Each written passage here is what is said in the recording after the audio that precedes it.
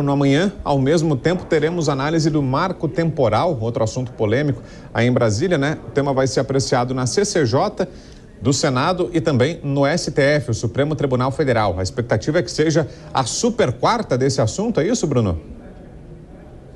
A super quarta, no meio da semana, uma rodada que vai chamar a atenção na Suprema Corte de ambientalistas, indígenas, de governadores. E aqui no Congresso, na CCJ, onde também é muito importante, o assunto vai iniciar. Já foi analisado na Câmara dos Deputados e agora no Senado Federal. Alcolumbre já deu sinal verde que o assunto será analisado. O que eu cheguei a ouvir, o que as minhas fontes revelaram durante esta semana é que o senador Rodrigo está realmente a favor do assunto acelerar no Senado Federal e não no STF. A ministra Rosa Weber, assim que assumiu a Suprema Corte, fez um compromisso com os indígenas que antes da aposentadoria ela iria resolver este assunto.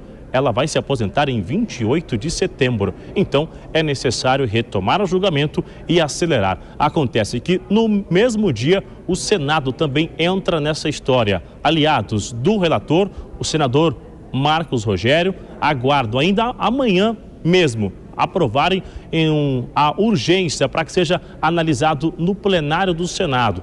E aí, na sequência, ser enviado já para a sanção do presidente da República. Só que a oposição já faz uma seguinte avaliação: se chegar lá no Palácio do Planalto, não será sancionado. Haverá este veto do presidente Lula, o que vai retornar aqui no Congresso durante uma sessão. A ideia é que seja retirado este veto. Só que eles acreditam que ainda assim o STF vai interferir nessa história, mesmo com a derrubada do veto. Então, é um jogo de duas mãos, na verdade, olhares que estão divididos lá no STF neste julgamento, que existe uma grande chance de não ser finalizado amanhã, e também o resultado do Senado Federal.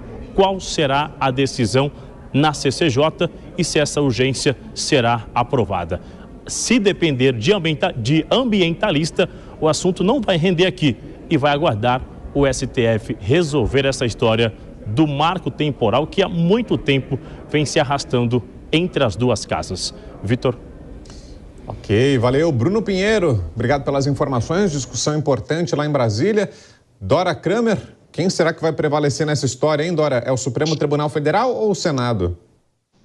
Olha, eu acho que vai prevalecer o impasse, viu? Porque eu não consigo nem entender direito como é que vai ficar essa questão. A votação está 4-2 no Supremo contra o marco temporal. No Congresso, até agora, o que se tem é uma posição exatamente contrária, favorável ao marco temporal. Assim foi na Câmara, vamos ver como é que vai ser no Senado. O relator Marco Rogério manteve o texto da Câmara, indicando que, obviamente, não é favorável ao estabelecimento do marco temporal.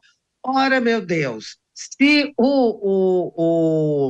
ainda que o STF derrube o marco temporal, diga que não vale, ele está fazendo o julgamento de um caso específico, tá? De Santa Catarina, que teria repercussão geral. Isso não impede o Congresso de levar adiante esse projeto de lei. E vamos que esse projeto de lei, contrário à posição do STF, seja aprovado. Bom, sempre se pode arguir a constitucionalidade ou não desse projeto de lei. Ainda que vamos que seja vetado, né? Como disse o Bruno. E aí o Congresso pode derrubar o veto. O que eu quero dizer nessa confusão toda, que eu não sei se eu consegui me explicar direito, é que esse assunto está muito longe de terminar. Ainda que o Congresso aprove urgência, ainda que o STF consiga terminar essa semana essa votação, você vê que tem milhões aí, vários milhões também não, que exagero, de mecanismos para que essa história se estenda. E você, Vitor Braun, não me pergunte como é que eu acho que vai terminar, porque eu não faço a mais pálida ideia. Fica o suspense no ar.